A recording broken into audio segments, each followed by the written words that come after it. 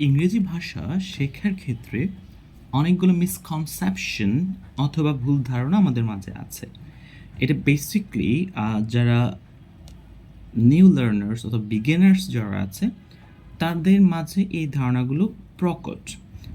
এরকম খুব গুরুত্বপূর্ণ ৩টা মিসকনসেপশন অথবা ভুল ধারণা কথা বলবো আমাদের আজকের ভিডিওতে। So just let's get started about today's video. Number one, the misconception is that we should speak like the native speakers, or our pronunciation just should be like the native. একটা কথা খুব স্পষ্টভাবে আমি যদি আপনাকে বলতে চাই যে আসলেই নেটিভদের মতো উচ্চারণ করাটা খুবই দুঃসাধ্য ব্যাপার।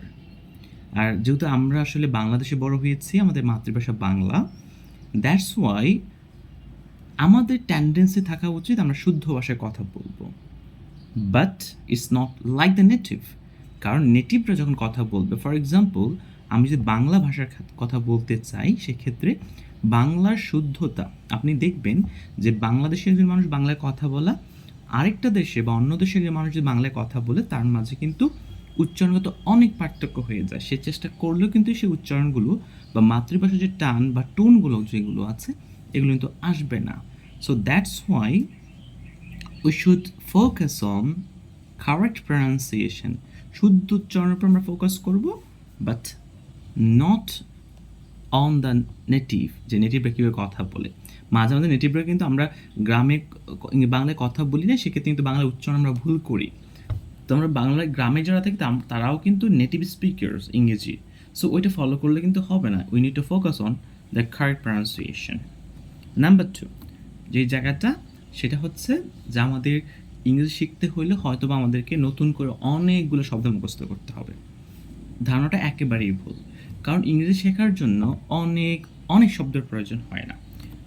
আপনি যদি আমার কথা বলাটা আপনি ইজিলি বুঝতে পারেন, ফর এক্সাম্পল আমি যেভাবে কথা বলছি বা আমার অন্যান্য ভিডিওগুলোতে আপনি দেখেছেন আমি কীভাবে কথা বলছি, so if you understand this English, আপনার মনে রাখতে হবে কথা বলার জন্য যে সকল শব্দ বা ভোকাবুলারি দরকার সেগুলো আপনি জানেন বা আপনার মাথায় আছে। জাস্ট এগুলোকে নিয়ে একটু প্র্যাকটিস করতে হবে, একটু রিহার্সাল করতে হবে, কথা কীভাবে আনতে হবে, কীভাবে লেখার মধ্যে ব্যবহার করতে হবে, সেই জিনিসটা ফোকাস করতে হবে, সেটা শিখতে হবে। এবং সেটা বেসিক্যালি যেটা করব যে আমরা যখন যে শব্দটা আমাদের সামনে আসবে এইটা নিয়ে আমরা বাক্য রচনা করব, কথায় অ্যাপ্লাই করার চেষ্টা করব। সো অনেক বেশি নতুন নতুন শব্দ, অনেক কঠিন শব্দ মুখস্থ করার কোনো দরকার নেই। The thing you need, basic যে শব্দগুলো আছে, বেসিক যে অ্যাকশন ভার্বসগুলো আছে, you need to just learn about this. Number 3 number যে মিসকনসেপশনটা আছে সেটা হচ্ছে আমাদেরকে যে আমরা মনে হয় যে একেবারে গ্রামাটিক্যালি একেবারে কারেক্ট হতে হবে। We need to have a better grammar, that means the sentences should be well structured and this should be grammatically correct.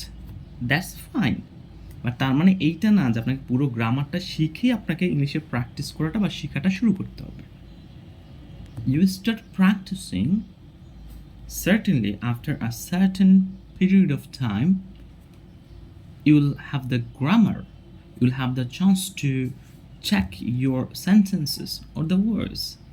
So আমরা কিন্তু আস্তে আস্তে শিখতে পারবো, বাট প্রথমে যদি মনে করেন আপনি একেবারে যত শব্দ আপনি উচ্চারণ করেন, যতটা বাক্য আপনি বলেন সবগুলো শুদ্ধ হবে, it's quite impossible. So first of all grammar অনেক বেশি চিন্তা না করে you should start what you have.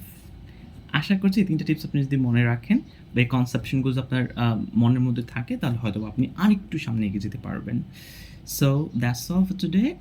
পেজটিতে আপনি যদি লাইক দিয়ে না থাকেন, জাস্ট অনুরোধ করবো লাইক দিয়ে রাখতে এবং ফলো করে রাখতে, যাতে আমার ভিডিওগুলো আপনি পান। আমি চেষ্টা করছি আপনাদেরকে গুরুত্বপূর্ণ কিছু টিপস দেওয়ার জন্য যে কীভাবে ইংরেজিতে খুব দ্রুত ভালো করা যায়।